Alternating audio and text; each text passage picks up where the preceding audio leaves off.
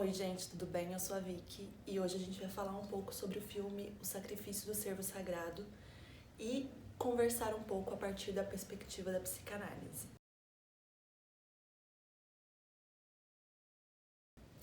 Antes da gente começar o vídeo, não se esqueça de curtir, de compartilhar, de se inscrever aqui no canal, que é muito importante pra gente, e também de no final do vídeo comentar um pouco sobre o que você achou, o que você pensou, se você já viu, se você conhece o filme, porque é muito importante pra gente também continuar trocando uma ideia. Bom, esse filme foi lançado em 2017, ou seja, não é um filme tão novo assim, mas é um filme que a gente só acabou vendo recentemente e assim que eu vi, me despertaram várias possibilidades de interpretações, de análises e pelo que a gente vê na internet, de críticas também, é um filme que parece uma folha em branco, assim, sabe? De possibilidades da gente pensar em cima dele. E eu trouxe para vocês hoje uma perspectiva pela psicanálise, que eu acho que é algo que ficou muito forte em mim quando eu vi o filme. E também é o que eu estudo, é o que eu gosto de falar, então é uma possibilidade, uma visão para vocês enxergarem essa obra. Esse filme vai contar a história de um médico, o Steven, que ele perde um paciente na mesa de cirurgias e após essa morte do paciente, ele começa a manter uma espécie de uma relação ali de amizade com o filho desse paciente, que é um adolescente, o Martin. E essa relação ela vai começando a ficar estranha. O Martin vai se aproximar de Steven a ponto de conhecer a família dele. Então ele tem uma esposa aqui que é atuada pela Nicole Kidman, tem 2 filhos, um menino mais novo e uma menina que é mais velha. E essas relações elas vão se aproximando e as coisas vão ficando um pouco estranhas. Aos poucos a gente percebe que o Martin, né, ele tá um pouco insatisfeito ali com a presença, né, com a pouca presença do Steven na vida dele. Então ele começa a pressionar, começa a aparecer nos lugares, começa a estar em lugares onde ele dizia não estar, as coisas vão ficando meio estranhas. E aí começa a acontecer que os filhos de Steven, aos poucos, vão adoecendo de uma forma meio repentina, meio esquisita. Primeiro eles perdem os movimentos das pernas, depois eles vão parando de comer. E a gente vai descobrir, né, após uma conversa do Steven com o Martin, que o Martin tem bastante consciência desses adoecimentos e ele vai falar para o Steven que essas crianças vão adoecer, que essas crianças vão ficando cada vez mais doentes e ele só não vai perder toda a família se ele decidir matar um dos membros familiares, porque assim ele ficaria quit, né, ali com Martin por ter matado o pai dele ali na mesa de cirurgia. Então o longa se desenvolve, né, com todos esses adoecimentos, com a gente esperando, né, essas coisas acontecerem e também, principalmente, o fator que é um dos mais importantes do filme, que é a escolha, né? A escolha ali que o Steven vai ter que fazer de qual dos membros da família dele ali, a filha, o filho ou a esposa, vai ter que morrer para salvar o resto. Obviamente, né, antes dele chegar conscientemente, puramente ali naquela conclusão, ele vai tentando, né, todos os métodos médicos, todos os tipos de exames, até que ele percebe que o Martin estava certo e que é alguma coisa ali sobrenatural que está afligindo a família dele. Então ele vai se ver, né, nesse caminho de ter que fazer uma escolha. Essa escolha por si só eu já acho psicanalítico demais pra gente começar, né? Eu acho que já traz muitos elementos da psicanálise. Mas eu vou começar ali do início, né? Um dos primeiros elementos que eu percebi rondando, né, essa família foi a castração. Então, primeiro a gente vai ver ali o Steven, quando o seu primeiro filho adoece, que é o menino mais novo, a gente vê uma fala do Steven ali, onde ele tenta contar um segredo pro filho, para fazer com que o filho conte um segredo de volta para ele, para ver se ele descobre se aconteceu alguma coisa ali, né, se ele não tá sabendo de alguma coisa, se a criança por acaso tá fingindo todas aquelas doenças, né? E quando ele vai contar esse segredo pro filho, ele vai contar das primeiras vezes que ele se masturbou e que ele percebeu que ele ejaculava. Então, ele viu que ele ejaculava pouco quando criança E um dia à noite, ele vai até o quarto do pai, o pai está adormecido, e ele toca nesse pai até o pai ejacular. E quando o pai ejacula, ele percebe que o pai ejacula muito mais que ele. E aquilo assusta muito ele, né? E fica muito ali na cabeça dele. Então, fico pensando, né, nesse momento do Édipo, né, que o pai vai trazer ali da infância e que a gente vai ver se repetir em alguns momentos, né, dessa figura desse pai grande, né, desse pai que tem o que eu não tenho, né, desse pai que tem 20 vezes mais do que eu tenho, que é 20 vezes maior do que eu. E a gente vai ver isso, por exemplo, em outra conversa em que o Martin vai ter com o filho do Steven, né? E essa conversa ela vai se dar com essas crianças se interrogando sobre a quantidade de pelos que eles têm no corpo. Então eles mostram os pelos, aqui eu tenho, aqui eu não tenho e tal. E até que o filho do Steven vai falar, mas meu pai tem 3 vezes mais pelo que você. Então, em um determinado momento, o Martin vai checar com o Steven para ver se ele tem 3 vezes mais pelo que ele. E quando ele checa, ele vê que realmente ele tem mais pelo que ele, mas que não é tanto assim. Da mesma forma, tem uma conversa, né, que a esposa do Steven vai ter com o Martin ali quando ela vai numa tentativa de fazer com que ele tire uma maldição das crianças, né, algo do tipo assim.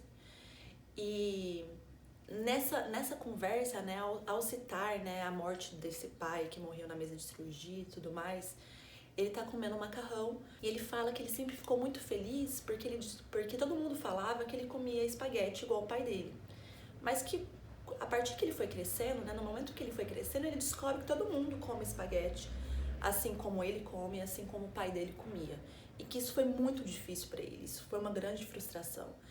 Então, em todos esses momentos, né, me vem muito esse sentimento da castração, né, desse pai que tem muito mais que eu e que é fora, né, ali no externo, que talvez eu encontre um lugar para que eu fique do tamanho desse pai, né.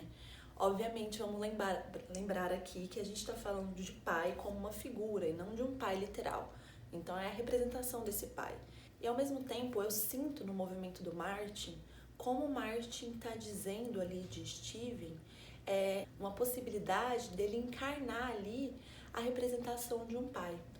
E eu sinto que à medida que o Steven vai se afastando dele e que ele vai percebendo, né, aos poucos que o Steven não tem mais tanto pelo assim como ele, por exemplo, que ele não é o pai ali, né? Então eu acho que esse movimento da vingança ali de Martin, né, de amaldiçoar os filhos, a família de Steven, ela vai se dar também por esse movimento de Steven começar a sair desse lugar de representação paterna, que até então, aparentemente, ele estava tentando ser colocado ali pelo Martin. E eu acho que o momento também que eu senti isso foi o momento em que o Martin tenta fazer ali, de alguma forma, com que o Steven e a mãe dele se relacionem, né? E ele fala dessa mãe, ele fala dessa relação não de uma forma meramente afetiva, de uma forma romântica. Ele fala de uma forma sexual, de uma forma selvagem, assim, né? E isso me dá ainda mais essa sensação de metáfora edipiana, né? Dessa metáfora edípica que vem no selvagem, né? Que vem ali do primitivo. E eu acho que em vários momentos do filme a gente sente, né? Essa coisa de ter a sensação de que aquilo que acontece ali não é bem normal, assim. Normal no sentido de... parece quase teatral, parece primitivo, selvagem, estranha a gente, né?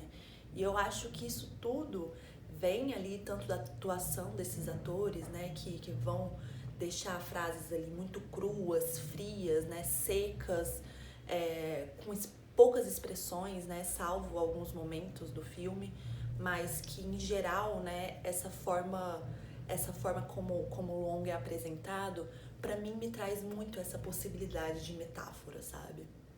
Então, como eu falei, né, esse primeiro momento me veio muito a castração, né, me veio muito o olhar desses filhos, desses meninos para com esse pai grande, né, para com esse pai gigante que possui o que eles não possuem e que talvez ali no futuro, talvez ali fora, né, daquela relação, eles possam, né, adquirir tudo isso que o pai tem e que eles não têm, né?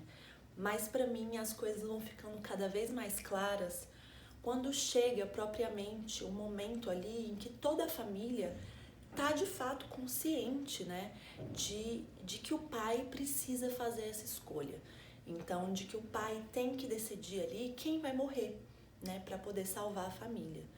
Então, todos os membros da família, a esposa e os 2 filhos, estão conscientes dessa escolha. E aí que a gente vai ver o Édipo, assim, puro e cru, sabe?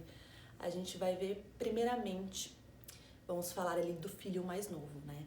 Esse filho mais novo, ele é convencido ali pela irmã mais velha de que é ele que vai morrer, de que é ele que o pai vai escolher para matar. Então, esse filho entra num movimento de tentar conquistar esse pai, né? De tentar seduzir mesmo esse pai para com essa ameaça de morte real, né? Que aqui no filme vai ser uma ameaça literal. E como o menino ele se sente ameaçado, né? A castração nada mais é do que isso, né? É uma ameaça ali, né? De perder aquilo. Esse medo, né? Essa angústia ali que rodeia esses personagens, que vai rodear esse menino, vai aparecer muito aqui nesse filme. Então, a gente vai começar ali, por exemplo, pelo filho decidindo cortar o cabelo, que foi algo que o pai sempre quis cortar. Então, ele vai lá, corta o cabelo e mostra: ó, pai, finalmente eu cortei o cabelo. Em outros momentos, ele vai entrar numa tentativa de um processo de identificação com esse pai. Então, esse menino do filme, né, ele queria seguir a especialização da mãe, né, da Nicole Kidman aqui. Então, ele queria ser oftalmo, ele puxava saco ali pra mãe dele. E quando ele percebe que o pai tá ameaçando ele começa a inverter essa situação. Então, ele diz que, na verdade, ele não quer ser oftalmo, que ele só falou aquilo pra conquistar a mãe, né, para não deixar a mãe se sentir mal, mas que na verdade ele queria ser cardiologista, que é a especialização do pai. Então ele vai entrar ali em vários movimentos de tentar seduzir esse pai, né? E aqui eu fico pensando nesse movimento de identificação que vai ocorrendo aos poucos, né? Que essa mãe, ela vai saindo de um lugar ali principal, né, para identificação com esse pai. Então, é muito interessante ver esse movimento do menino, essa tentativa de identificação e a maneira como ele vai fazer isso, que vai ser muito diferente da maneira como a menina, a filha mais velha, vai fazer isso. A filha mais velha, para seduzir esse pai, né, para não encarar essa morte literal, ela vai escolher outro caminho. E o caminho que ela vai escolher vai ser um caminho de conquistar esse pai através do amor que ela sente por ele, que ele sente por ela. Essa filha, né, ela tinha ali no decorrer do filme, né, uma relação, ela namorava o Martin, né, que vai ser o culpado aí por todas essas tragédias. Então, em determinado momento do filme, né, quando ela se dá conta dessa escolha, ela tenta fugir, os pais acham ela, e quando os pais acham ela, o modo como ela vai até esse pai é como, né, ela vai dizer que ela nunca mais vai estar ali com o Martin, que ela ama muito esse pai, que ela ama ele mais que tudo nesse mundo e que ela está disposta a sacrificar a sua vida pela vida dele, pela vida da mãe, pela vida do irmão. Então ela começa a chorar, a dizer que vai sacrificar essa vida, que tudo bem, que como ela ama ele mais do que tudo, ela está disposta a se sacrificar. E novamente, né, a gente vê aqui o processo, né, dessa menina em relação a esse pai, né? Aqui nessa devoção ao pai, né? Desse amor que é maior do que tudo, que é maior do que a própria vida ali, né? Que esse pai que é objeto de desejo, que é objeto de amor e que é a única possibilidade de prazer. Então a gente se lembra aqui também, né, desse movimento do complexo de Édipo, onde a identificação com esse pai, né, em que esse pai é o grande amor da vida, né, em que a menina vai se colocar ali como objeto de desejo do pai, né? Essa tentativa de ser o objeto desse amor, desse desejo e desse amor que pode tudo e que entrega até a própria vida. Mais um parêntese, eu acho que é importante a gente entender que aqui estamos falando de figuras, de representações inconscientes, né? Mas que aqui no filme ele vai vir de forma literal, né? E é isso que é a metáfora, né? A gente tá vendo a metáfora ali no filme de forma literal pra gente entender algumas questões da psicanálise ali que ocorrem de modo inconsciente, né? E através de identificações e representações. E a terceira pessoa envolvida nessa escolha vai ser a mãe. E a mãe, por um determinado período, né, do filme, a gente vai ver essa mãe tentando de tudo para salvar a vida desses filhos. Então a gente vai ver ela ali indo atrás de todos os médicos, brigando com esse pai, tentando mostrar para ele, né, que ele tá ameaçando ali a vida dos filhos. Então a gente vai ver ela também indo atrás do Martin para tentar resolver os problemas, até que chega um momento que ela entende que não tem o que fazer, que o pai vai ter que fazer essa escolha. E nesse momento, gente, eu acho que é bizarro também, é uma das coisas que mais me fez sentir nessa metáfora psicanalítica. Porque essa mãe que era tão agarrada nesses filhos, né? Essa mãe que era tão ali junta e que não deixava, né? E que culpava esse pai que ameaçava o tempo inteiro o fim daquela relação, vai ser uma mãe que ela vai ceder. E ela vai começar a seduzir também o pai para garantir a sua própria vida ali, né? Então, fico muito pensando, né, no movimento ali de separação, né, da Dia de mãe e filho, né, em que as coisas vão ter que se separar para que essa mãe consiga sobreviver e para que essa criança também, de alguma forma, consiga sobreviver. E quem entra nessa relação é justamente o pai, né? Quem vai separar essa mãe desse filho é justamente o pai. Então aqui, novamente, isso acontece de forma literal, né? Então é o pai que vai separar a mãe do filho no sentido de vida, né? Então essa mãe vai estar viva e esse filho não se sabe, né? Mas o movimento ali de sedução dessa mãe e como aos poucos ela vai cedendo a esse pai. Então a gente tem, né, nesse momento da escolha, um quadro edípico quase completo aí, em que a gente vai ver um pouco, né, da entrada, né, do pai, né, ali em toda essa relação. E isso foi algo que veio muito de Lacan, né? Lacan vai falar muito a partir desse pai, né, desse nome do pai, dessa lei que vai entrar e que vai dizer de muito dessas dinâmicas dessa relação edípica, né? Então é muito interessante a gente ver isso no filme, é muito interessante como ao mesmo tempo é sutil, né?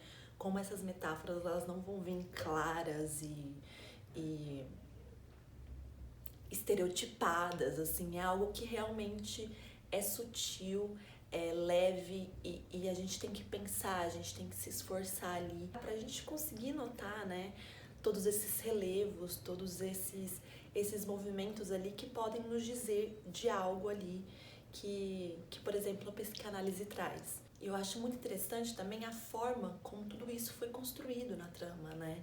Então, como ao mesmo tempo que o filme passava, as minhas ideias, né, a forma como eu enxergava ali, ela também ia sendo construída. Então, por exemplo, essa visão edípica, né, que eu tive, ela veio através de outras percepções que eu fui tendo inicialmente e que eu pude, a partir disso, né, construir uma visão inteira. Uma das primeiras coisas que eu percebi na obra foi a repetição familiar, né? Então, quando eu conto ali pra vocês do segredo que o Steven conta pro filho, né? De quando ele toca o pai ali à noite e de como isso vai se repetir ali com essa criança, né? Curiosa sobre o corpo desse pai, né? Sobre os pelos desse pai. Da mesma forma que outra repetição que eu consegui ver que foi muito forte, né? Foi da mãe tendo relações sexuais ali com o Steven, né, com o pai, em que ela deitava e ficava imóvel, assim, na cama, e ela dizia ali como se ela tivesse anestesiada. E aí o Steven, né, o pai, o marido ali, vai começar a tocar nela, a ter relações ali com ela imóvel. E de como isso, além de dizer também desse pai que estava adormecido, que ele toca, e que isso se repete na mulher que está adormecida e ele toca, isso como de alguma forma também vai passar para a filha, que ao ali tentar manter uma relação com o Martin, ela tira a roupa dela e deita na cama imóvel. A gente até ficou refletindo assim, nossa, será que ela viu? Será que ela não viu? Mas aí a gente aqui em casa pensando, né, a gente percebeu que não era sobre isso, era justamente sobre o que se repete, né, sobre essas posições que se repetem, sobre também essa dinâmica relacional que também vai se repetir, né? E como a nossa estruturação, né, como essa nossa construção estrutural, psíquica ali, ela vem de outros lugares ali, da nossa família, né, dos nossos pais, e de como a gente repete, né, de como existe ali, de fato, né, uma estruturação psíquica, né, que não se dá de forma, não simplesmente brota, né, que ela vem, que ela é de alguma forma herdada, né, que ela é de alguma forma sempre repetida, e como a gente vai continuar repetindo essas posições na nossa vida, né? Então a gente vê justamente toda essa estrutura ali, desde o início até as possibilidades de repetições que elas vão ter e as posições que a gente vai se firmando e se colocando durante a vida, sabe? Então é um filme que para mim foi muito rico para discutir, para pensar sobre psicanálise, mas eu também penso que é um filme muito rico, eu acho, para se pensar em dinâmica familiar, para se pensar na morte, para se pensar na natureza humana, porque além disso, né, a consciência ali da morte dessas crianças, dessa família, eles não vão levar necessariamente, né, a uma grande epifania, um grande momento de, como a gente vê aí muito sendo falado, né, de quando a gente tem consciência da morte, ou até de quando a gente tem consciência dessa falta, né, que é constitutiva e estrutural, a gente brilha, a gente nasce de novo, né? A gente consegue aí viver.